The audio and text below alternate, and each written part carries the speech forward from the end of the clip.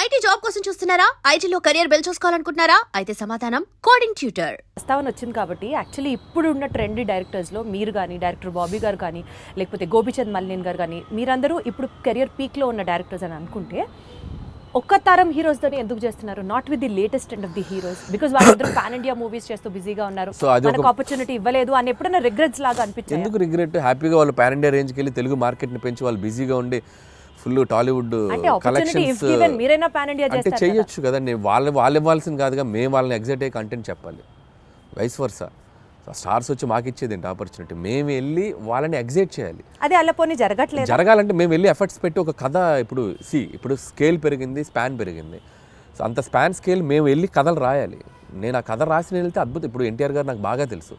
To be honest, Tarak గారితో నేను ఒక 2-3 సినిమాలు చేయాలని దగ్గర దాకా వెళ్ళి మెటీరియలైజ్ అవ్వలేదు. సో నేనంటే ఇష్టం ఆయనకు బాగా. వాళ్ళని ఎగ్జైట్ చేయాలి మేము వెళ్ళి. సో ఆ ఎగ్జైట్ చేసే కథలు దొరికినప్పుడు ఆబ్వియస్గా చేస్తారు. మహేష్ గారితో చేశాను నేను. సర్లే, నీకు బిగ్గెస్ట్ హిట్ కదా మహేష్ గారితో. బట్ ఇప్పుడు మళ్ళీ అలాంటి కథలు చేయలేము మహేష్ గారితో. వాళ్ళు ఏంటంటే ఇప్పుడు వాళ్ళు నెక్స్ట్ లెవెల్కి వెళ్ళిపోతున్నారు. సో మార్కెట్ పెరిగినప్పుడు సో మల్టీ లాంగ్వేజ్, అన్ని లాంగ్వేజ్లకి సరిపడా నేషన్ వైడ్ తీయాలంటే దానికి తగ్గ కంటెంట్, దానికి తగ్గ స్కేల్, దానికి తగ్గ వరల్డ్ క్రియేట్ చేయాలి. సో అనుకుంటే చేయొచ్చు. But as of now we're comfortable this అని నేను అనుకుంటున్నాను. నేను ఈ ఫేజ్లో నాకు ఇది చాలా బాగుంది.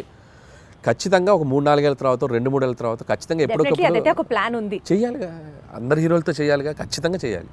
చేస్తాం, డెఫినెట్గా చేస్తాం. మనకు అద్భుతమైన హీరోలు ఉన్నారు మార్కెట్లో.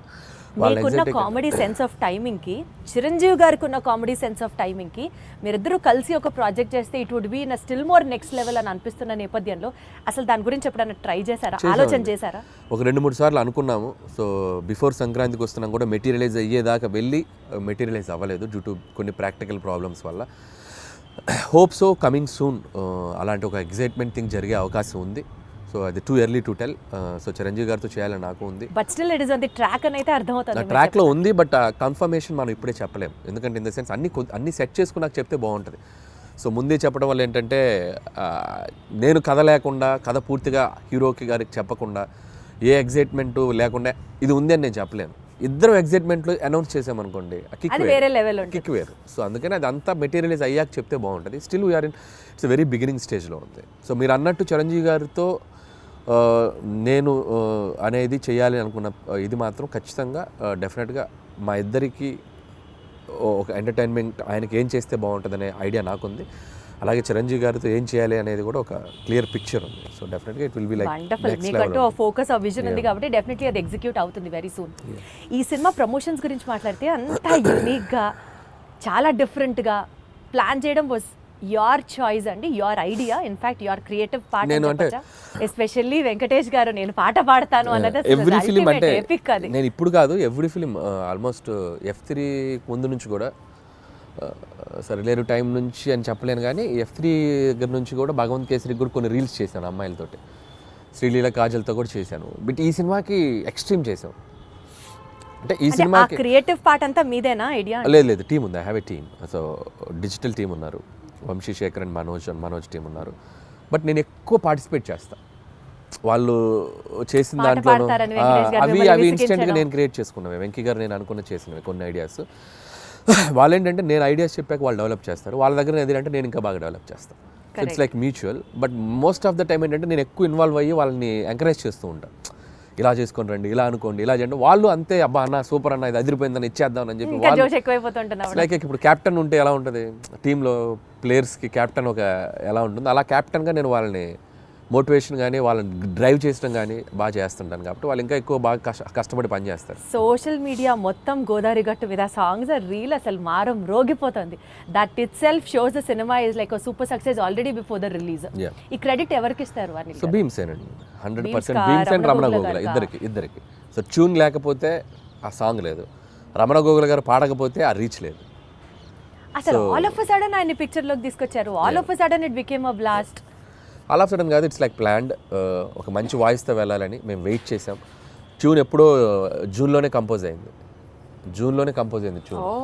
సో దాన్ని మేము ఓపిక్గా వెయిట్ చేసి ఎవరితో పాడిస్తే బాగుంటుంది అనుకొని ఫైనల్గా రమణ గోల్ గారు అయితే బాగుండని చెప్పడం.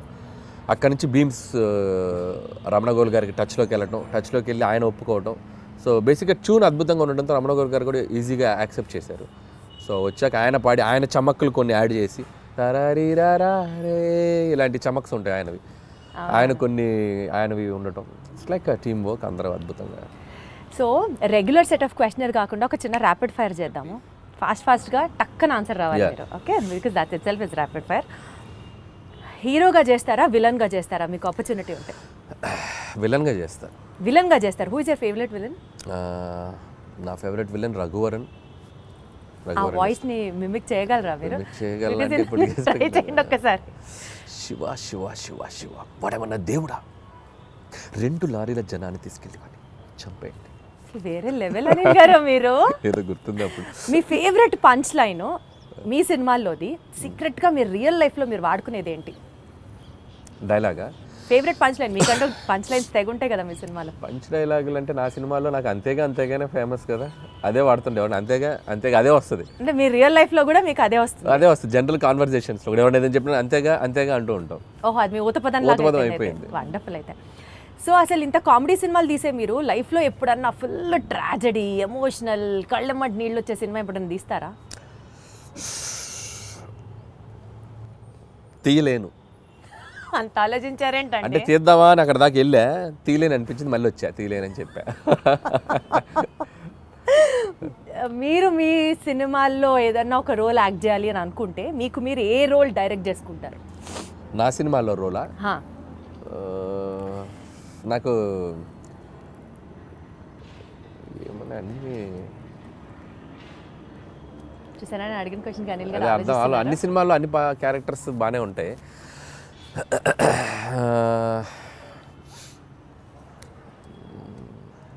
అంత ఆలోచించద్దు అనిల్ గారు. చూస్తాను ఏదైనా మంచిది, ఏదో మరి నా గురించి చెప్పుకోవాలి కదా, నన్ను పెట్టారు మీరు, ఏదైనా చెప్తే చెప్పచ్చు, నేను చేయాలని చెప్పారు కదా. అంటే ఒక్కసారి నాకే సభాష్ అనిపిస్తుంది, ఇంత ఆలోచించేలాగా క్వశ్చన్ అడిగానా అని. నాకు F2లో ఏదైనా ఉన్నాయా?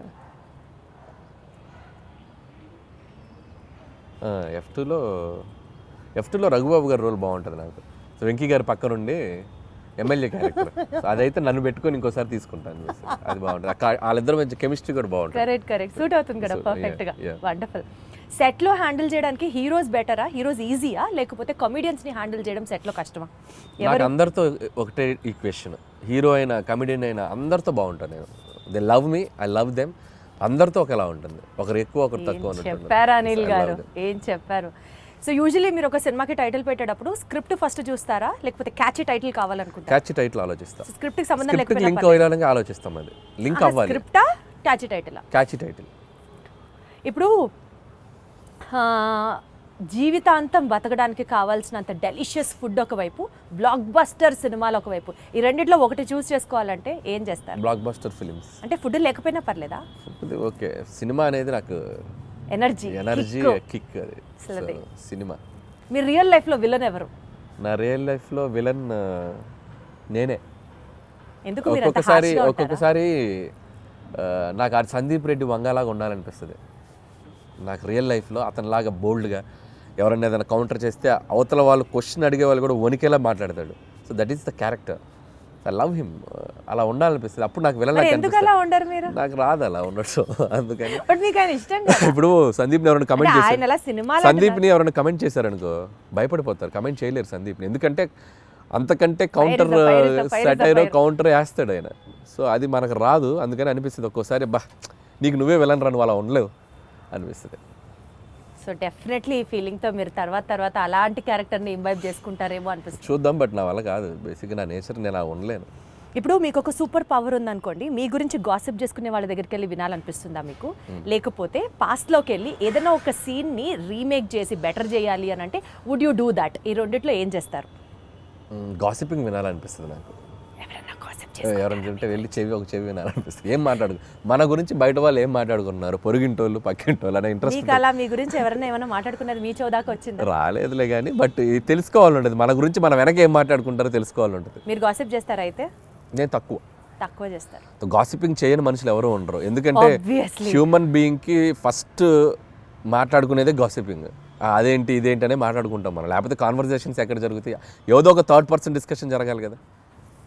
సో కామెడీ సినిమాలు తీయడం చాలా ఈజీ కదా అని చెప్పి ఒక వర్స్ట్ అడ్వైజ్ మీకు ఎవరైనా ఎప్పుడన్నా ఏమైనా ఇచ్చారా? ఇస్తే ఏంటి, ఎవరు? ఒకటి తీరా బాబు అంట.